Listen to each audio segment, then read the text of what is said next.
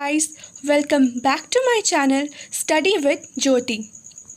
तो आज का हमारा टॉपिक है सविनय अवज्ञा आंदोलन। तो चलिए स्टार्ट करते हैं। 1929 ईस्वी के लाहौर अधिवेशन में कांग्रेस कार्यकारिणी ने गांधी जी को सविनय अवज्ञा आंदोलन शुरू करने का अधिकार दिया। तो 1929 ईस्वी में लाहौर का जो अधिवेशन किया गया था कांग्रेस के द्वारा, तो उनके सदस्यों ने क्या किया कि ये सविनय अवज्ञा आंदोलन जो शुरू करना था उसका अधिकार किसको दे दिया? गांधी जी को। फरवरी 1930 ईस्वी को साबरमती के आश्रम में हुई बैठक में कांग्रेस कार्यकारिणी ने महात्मा गांधी ने आंदोलन को टालने का पूरा प्रयास किया तथा अपने पत्र यंग इंडिया के माध्यम से 31 जनवरी 1930 ईस्वी को वायसराय इरविन के समक्ष 11 सूत्रीय मांग रखी। अब क्या होता है कि 1930 ईस्वी को साबरमती आश्रम में बैठक होती है कांग्रेस की, और उनके सदस्य महात्मा गांधी को उनका इस आंदोलन को चलाने का अधिकार दिया गया था। तो वो महात्मा गांधी नहीं चाहते थे कि ये आंदोलन हो, इसलिए वो पूरी कोशिश कर रहे थे कि इसे टाला जा सके। बहुत प्रयास किया उन्होंने, और उन्होंने एक और प्रयास किया कि उन्होंने पत्र लिखा यंग इंडिया के माध्यम से वायसराय को, जो भारत के वायसराय थे उस टाइम पे, लॉर्ड इरविन, उनको एक पत्र लिखा और उसमें उन्होंने 11 सूत्रीय मांग रखी। अब ये 11 सूत्रीय मांग क्या थी, चलिए आगे देखते हैं। पहली जो मांग रखी थी गांधी जी ने, वो था पूर्ण शराबबंदी। वो चाहते थे कि जितनी भी शराब की दुकानें हैं वो बंद हो जाए। दूसरा उनका प्रस्ताव जो उन्होंने लॉर्ड इरविन के समक्ष रखा था, वो था राजनीतिक कैदियों की रिहाई। वो चाहते थे कि जितने कैदी हैं राजनीतिक, जिन्हें बंद किया गया है जेल में, उनको रिहा कर दिया जाए। और तीसरा था राजनीतिक मामले उठा लिया जाना तथा निर्वासित भारतीयों की भारत वापसी। अब जो भी मामले चल रहे थे, राजनीतिक मामले चल रहे थे भारत के लोगों पे, अब वो चाहते थे कि वो भारतीयों को वापस अपने भेज दे और वो जो मामले चल रहे हैं उसे ख़त्म कर दे। उनका चौथा जो मांग थी वो थी कि रुपये पाउंड की विनिमय दर 1 शिलिंग जो थी उसे 4 पेंस किया जाना चाहिए। वो चाहते थे कि जो 1 शिलिंग है वो जो 4 पेंस हो जाए। ये उनका एक और मांग था। और पांचवा मांग था लगान में 50% की कटौती। वो चाहते थे कि लगान में 50% की कटौती कर दी जाए। अब 6 नंबर का था नमक कर की समाप्ति। वो चाहते थे कि नमक पे जो कर लगा हुआ है वो समाप्त हो जाए, संपूर्ण समाप्त हो जाए। सिविल सेवकों के वेतन में 50% कटौती। अब वो चाहते थे कि जितने भी सिविल सेवक हैं उनके वेतनों में से कटौती कर दी जाए। कितनी कटौती? 50% की कटौती। कपड़ा उद्योग को संरक्षण प्रदान करना। वो चाहते थे कि कपड़े के जो उद्योग हैं उन्हें संरक्षण प्रदान किया जाए और उन्हें बढ़ावा दिया जाए। तटीय नौवाहन को भारतीयों के लिए आरक्षित करना। अब तटीय पे जो वाहन आते जाते रहते थे, तो गांधी जी चाहते थे कि भारतीयों के लिए वो आरक्षित कर दिया जाए। अब 10वां क्या था? आपराधिक गुप्तचर विभाग में सुधार। अब जितने भी गुप्तचर थे वो गांधी जी चाहते थे कि उस विभाग में भी सुधार किया जाए। और लास्ट हमारा जो मांग रखा गया था वो था हथियार कानून में सुधार करके बंदूकों के लाइसेंस की स्वीकृति को जन नियंत्रण के अंतर्गत लाना। अब हथियार कानून में सुधार करने को कहा गांधी जी ने, और बंदूकों को बिना लाइसेंस के नहीं रखा जा सकता, उस पर भी ध्यान देने को कहा उन्होंने। और इस कानून के तहत जन नियंत्रण लाने का एक प्रयास किया गया। अब आगे क्या होता है कि गांधी जी के 11 सूत्रीय को ना माने जाने पर इरविन को पत्र लिखकर उन्होंने कहा, मैंने रोटी मांगी थी, मुझे पत्थर मिला, इंतज़ार की घड़ियाँ समाप्त हुई।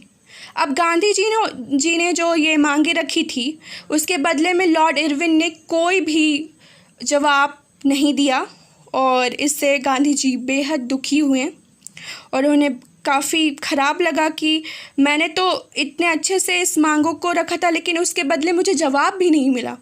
तो बहुत ही दुखी हो जाते हैं और कहते हैं कि मैंने रोटी मांगी थी, मुझे पत्थर मिला और इंतज़ार की घड़ियाँ अब समाप्त हुई, क्योंकि ये अब बहुत हो चुका, अब मैं इंतज़ार नहीं कर सकता, अब मैं इस आंदोलन को चलाऊँगा। फिर क्या होता है कि 14 फरवरी 1930 ईस्वी को साबरमती की कांग्रेस की एक बैठक में गांधी जी के नेतृत्व में सविनय अवज्ञा आंदोलन चलाने का निश्चय किया गया।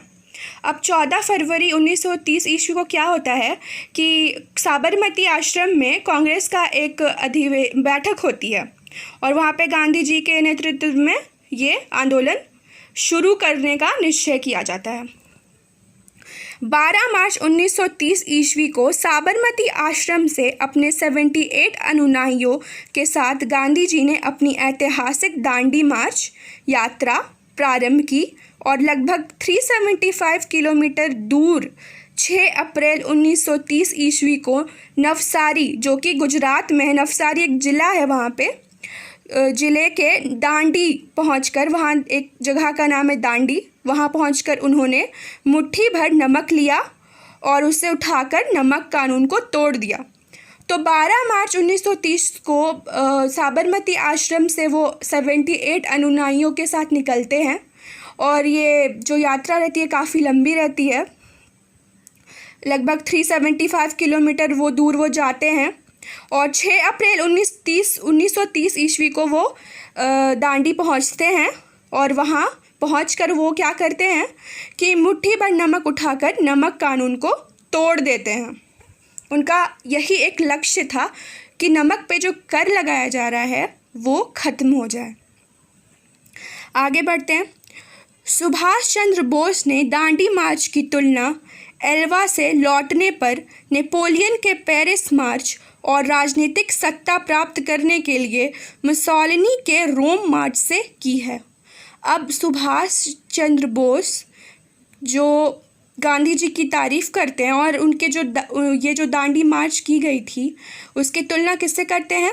नेपोलियन के ने जो पेरिस मार्च किया था उससे उसकी तुलना करते हैं और मुसोलिनी अपनी सत्ता प्राप्त करने के लिए जो उसने मार्च किया था, रोम मार्च जिसे कहा जाता है, उससे उसकी तुलना करते हैं। अब हम आगे बढ़ते हैं, अब इस आंदोलन के कार्यक्रम पे आ जाते हैं। तो इसका पहला कार्यक्रम है नमक कानून तथा ब्रिटिश कानूनों का उल्लंघन।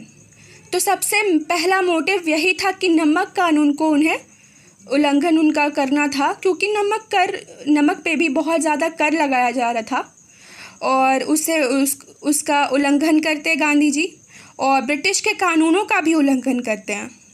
अब दूसरा पॉइंट क्या है कि शराब की दुकानों पर धरना, वे शराब की दुकानों पर भी धरना देने को बाकी लोगों को प्रोत्साहित करते हैं कि ऐसे ऐसे जो शराब जहाँ भी है दुकानें, वहाँ पर धरना दिया जाए। अब आगे क्या कार्यक्रम हुआ? तीसरा, भू राजस्व तथा अन्य करों की अदायगी पर रोक। अब जितने भी राजस्व दिए जा रहे थे, कर दिए जा रहे थे, उनकी अदायगी पर भी रोक हो गया। चौथा क्या है? विदेशी वस्तुओं एवं कपड़ों का बहिष्कार। विदेशी वस्तुएं जितनी थी, जितने कपड़े थे, उसका भी बहिष्कार किया गया। पांचवा क्या है? कानूनी अदालतों, सरकारी विद्यालयों एवं सरकारी महाविद्यालयों का बहिष्कार किया गया। जितने भी कानूनी अदालत थे जो सरकार द्वारा बनाए गए थे, सरकारी विद्यालय थे, महाविद्यालय थे, सबका उन्होंने बहिष्कार करने को कहा। सरकारी समारोह का बहिष्कार, जितने भी सरकारी समारोह हो रहे थे उनका भी बहिष्कार करने को गांधी जी ने कहा। सातवां क्या है? सरकारी नौकरियों से त्यागपत्र। अब जितनी भी सरकारी नौकरियां दी गई थी लोगों को, उनसे भी वहाँ से भी गांधी जी ने कहा कि त्यागपत्र दे दो। और 8वां क्या है, चरखा कातना। चरखा एक स्वदेशी मूवमेंट चलाने का एक मोटिव था उनका कि विदेशी वस्त्रों को बहिष्कार किया जाए और देसी वस्त्रों और वस्तुओं को और बढ़ावा दिया जाए, जिससे कुटीर उद्योग भी बढ़ते रहें और हमें लाभ हो और हम विदेशी वस्तुओं और कपड़ों पर अपना ध्यान ना लगाएं और खुद से आत्मनिर्भर बन के चरखों पर हम अपने कपड़े बनाएं, देसी जिसे कहते हैं, स्वदेशी जिसे नाम दिया गया था, और विदेशी कपड़ों का और वस्तुओं का बहिष्कार हो जाए। तो ये थे हमारे कार्यक्रम। अब चलिए आगे चलते हैं। अब ये सविनय आंदोलन जो था, अवज्ञा आंदोलन जो था, वो संपूर्ण भारत में फैल गया था और दक्षिण भारत तमिलनाडु में गांधीवादी नेता सी राजगोपालाचारी ने, जो तमिलनाडु के जो गांधीवादी नेता थे, जो गांधी जी से प्रेरित हुए थे, उन्होंने त्रिचनापल्ली के तिरुचेनगौर आश्रम से, उन्होंने त्रिचनापल्ली के जो तिरुचेनगौर आश्रम था वहाँ से वेदारण्यम तक की यात्रा उन्होंने की और नमक कानून को भंग कर दिया। चलिए आगे देखते हैं। उड़ीसा में नमक सत्याग्रह की शुरुआत किसने की थी? गोपचंद्र बंधु चौधरी ने किया था उड़ीसा में नमक सत्याग्रह की शुरुआत। उन्होंने बलसौर से कटक आदि की यात्रा किया। ठीक है, उन्होंने नमक कानून को तोड़ने के लिए बलसौर से कटक आदि की यात्रा करते हुए वो नमक कानून को तोड़ दिया उन्होंने। अब आगे देखते हैं। गांधी जी ने आंदोलन को तेज करने के लिए घोषणा की, धरसना नमक निर्माणशाला पर अपने साथियों के साथ धावा बोलेंगे और नमक कानून तोड़ेंगे। अब उन्होंने, गांधी जी ने आंदोलन के समय और तेज, वो चाहते थे कि ये आंदोलन और तीव्र गति से चले, तो उन्होंने क्या घोषणा की कि धरसना नमक निर्माणशाला, उस निर्माणशाला में वे अपने साथियों के साथ जाएंगे और वहाँ धावा बोलेंगे और नमक कानून को तोड़ देंगे। क्या हुआ? परंतु उससे पहले ही क्या होता है कि 4 मई 1930 ईस्वी को वायसराय के आदेश पर महात्मा गांधी को गिरफ्तार कर लिया जाता है। क्या होता है कि 4 मई को जब वायसराय एक आदेश देता है कि महात्मा गांधी जी को गिरफ्तार कर लिया जाता है वायसराय के आदेश पर, और वो तो जेल चले जाते हैं, तब अब्बास तैयब जी ने आंदोलन का नेतृत्व संभाला था। उनके जेल जाने के बाद भी ये आंदोलन ठंडा नहीं पड़ता, ये और भी तीव्र गति के साथ बढ़ता ही जाता है। 26 जनवरी 1931 को गांधी जी सहित सारे नेता जेल से रिहा कर दिए गए। अब 26 जनवरी 1931 को क्या होता है कि गांधी जी सहित जितने भी नेता उनके साथ जेल गए थे उन्हें रिहा कर दिया जाता है। 19 फरवरी 1931 को इरविन से भेंट की। अब उन्होंने 19 फरवरी 1931 को लॉर्ड इरविन से वो भेंट करते हैं और 15 दिन तक यह वार्ता चलती है। 5 मार्च 1931 को एक समझौता होता है जिसे गांधी इरविन समझौता या दिल्ली समझौता कहा जाता है। अब इस समझौते में कांग्रेस की स्थिति को सरकार के बराबर कर दिया जाता है। अब जैसे पहले कांग्रेस की स्थिति थी अब वैसी नहीं रहती है और सरकार के बराबर इस उनको स्थान दे दिया जाता है, किसको? कांग्रेस को। अब इस समझौते की शर्तें क्या थी, चलिए आगे देखते हैं। पहला था हिंसात्मक अपराधियों के अतिरिक्त सभी राजनैतिक कैदियों की रिहाई। अब जितने भी हिंसात्मक अपराधी थे उन्हें छोड़कर सभी जितने राजनैतिक कैदियों को जो कैदी बनाया गया था उनको रिहाई की मांग की गई। अब दूसरा है अपहरण की संपत्ति वापस किया जाना। जितनी भी संपत्ति ली गई थी लोगों से ज़बरदस्ती उसे वापस करने को कहा गया।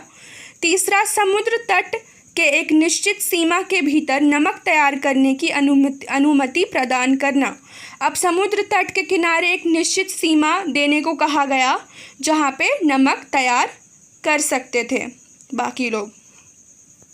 मदिरा, अफीम, विदेशी वस्तुओं की दुकानों के सम्मुख शांतिपूर्ण विरोध प्रदर्शन की अनुमति देना।